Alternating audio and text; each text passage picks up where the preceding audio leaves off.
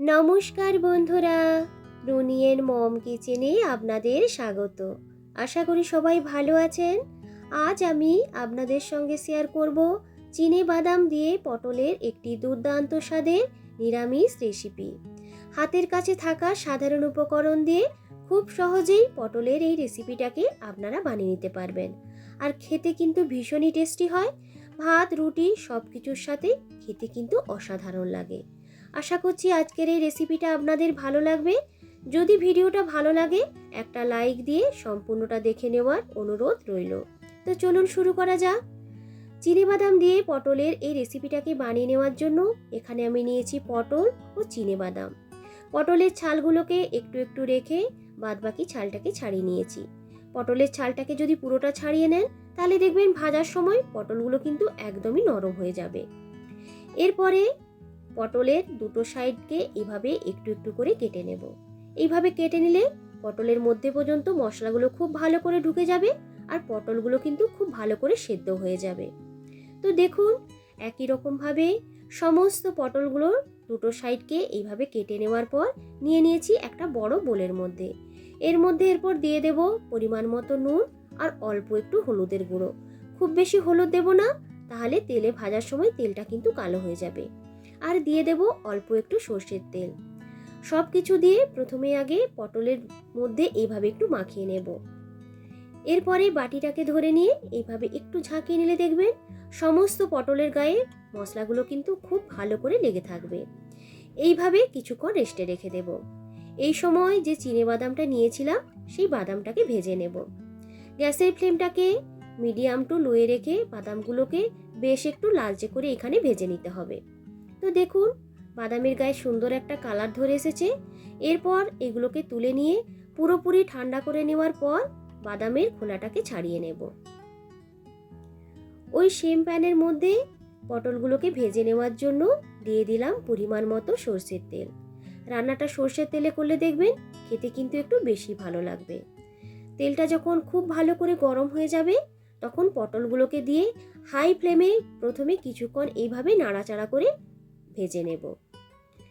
এরপরে গ্যাসের ফ্লেমটাকে মিডিয়াম টু লোয়ে রেখে ঢেকে কিছুক্ষণের জন্য রেখে দিলাম।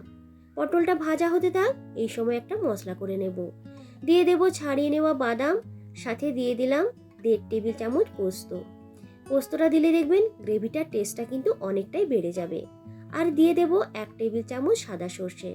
সামান্য একটু নুন দিয়ে প্রথমে আগে শুকনো অবস্থায় মশলাটিকে একটু ঘুরিয়ে নেব। যেহেতু অল্প মশলা, প্রথমে শুকনো করে গুঁড়ো করে নিলে পরে যখন জল দিয়ে পেস্ট করবেন দেখবেন খুব মিহিভাবে কিন্তু পেস্ট হয়ে যাবে। মিক্সির জারটা যেহেতু গরম হয়ে যায় সেই কারণে পাউডারটা কিন্তু জারের গায়ে একটু লেগে যাবে। চামচ দিয়ে এইভাবে একটু তুলে নিতে হবে। এরপর ওই জারের মধ্যে দিয়ে দেব একটু আদা। এখানে আমি 1 ইঞ্চি মতো আদা নিয়েছি। ঝালের জন্য দিয়ে দিলাম কাঁচা লঙ্কা আর দিয়ে দেব একটা মিডিয়াম সাইজের টমেটো। জল অ্যাড করে বেশ একটা স্মুথ করে পেস্ট তৈরি করে নিয়েছি। তো দেখুন, পেস্টটা কিন্তু আমার তৈরি হয়ে গেছে। এরপরে যে পটলগুলোকে ঢাকা দিয়ে রেখেছিলাম সেইগুলোকে একটু চেক করে নেব। পটলের একদিকটাতে বেশ সুন্দর একটা লালচে ভাব ধরে এসেছে। এখানে পটলগুলোকে প্রায় কিন্তু 60 থেকে 70% মতো ভেজে নেব। আর কিন্তু ঢাকনা দেব না, খোলা অবস্থাতেই পটলগুলোকে এইভাবে নাড়াচাড়া করে একটু ভেজে নেব। তো দেখুন, পটলের সমস্ত দিকে বেশ সুন্দর একটা লালচে কালার ধরে এসেছে আর পটলগুলো কিন্তু খুব সুন্দরভাবে সেদ্ধ হয়ে গেছে। এরপর এইগুলোকে তেল থেকে তুলে নিয়ে রেখে দেব একটি বোলের মধ্যে। ওই প্যানের মধ্যে যে তেলটা আছে ওর সঙ্গে দিয়ে দিলাম আরও একটু সর্ষের তেল। ফোড়নে দিয়ে দেব কালো জিরে, একটা শুকনো লঙ্কা আর দিয়ে দিলাম একটা তেজপাতা। কয়েক সেকেন্ডের মতো ফোড়নটাকে ভালো করে একটু ভেজে নেব। যখন ফোড়নের মধ্যে থেকে একটা সুন্দর গন্ধ বের হবে গ্যাসের ফ্লেমটাকে একদম লোতে করে দিয়ে দিলাম তৈরি করে রাখা মশলার পেস্টটাকে। যেহেতু এখানে বাদাম পোস্ত দেওয়া আছে তাই মশলাটাকে দেওয়ার পরে কন্টিনিউয়াসলি এইভাবে কিন্তু নাড়াচাড়া করতে হবে, নাহলে মশলাটা কিন্তু প্যানের তলায় বসে যেতে পারে। তো দেখুন, বেশ খানিকটা সময় কষে নিয়েছি। মশলার উপরে তেলটা বেশ উঠে আসতেও শুরু করে দিয়েছে। এই সময় এর মধ্যে দিয়ে দেব অল্প পরিমাণ হলুদ গুঁড়ো, লঙ্কা গুঁড়ো, কালারের জন্য নিয়েছি একটু কাশ্মীরি লাল লঙ্কার গুঁড়ো। মিক্সির জারটা ধুয়ে কিছুটা পরিমাণ জল ওই মশলার মধ্যে দিয়ে আবারও ভালো করে মশলাটিকে কষিয়ে নেব।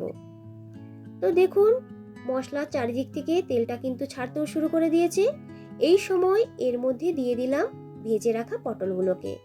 মশলার সাথে পটলগুলোকে ভালো করে একটু মিশিয়ে নিয়ে কিছুক্ষণ কষিয়ে নেব। এরপর ঢেকে রেখে দিলাম। এইভাবে ঢাকনা দিয়ে রান্না করলে দেখবেন পটলের মধ্যে মশলার সমস্ত ফ্লেভারগুলো খুব ভালো করে কিন্তু ঢুকে যাবে। তো দেখুন মশলাটা কিন্তু খুব সুন্দরভাবে তেল ছেড়ে দিয়েছে। এরপরে এর মধ্যে দিয়ে দেব পরিমাণ মতো গরম জল। এখানে আপনারা গরম জলটাই ব্যবহার করার চেষ্টা করবেন, আর গ্রেভিটা কতটা রাখবেন তার উপর নির্ভর করে কিন্তু জলটা দেবেন। যেহেতু পটলগুলো সেদ্ধ হতে একটু বাকি আছে, তাই একটু বেশি পরিমাণে জল দিলাম। নুনটা টেস্ট করে দিয়ে দেব পরিমাণ মতো আরেকটু নুন, আর স্বাদটাকে ব্যালেন্স করার জন্য দিয়ে দিলাম অল্প একটু চিনি। ভালো করে সমস্ত কিছুকে মিশিয়ে নিয়েছি।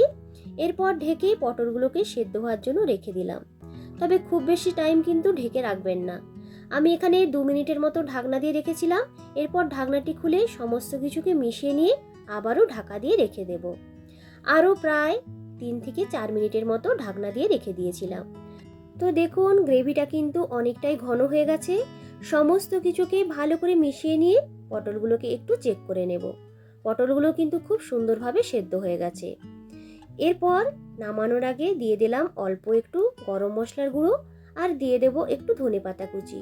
যদি হাতের কাছে ধনেপাতা থাকে দেবেন, নালে কিন্তু স্কিপ করতে পারেন। সমস্ত কিছুকে ভালো করে মিশিয়ে নিয়েছি।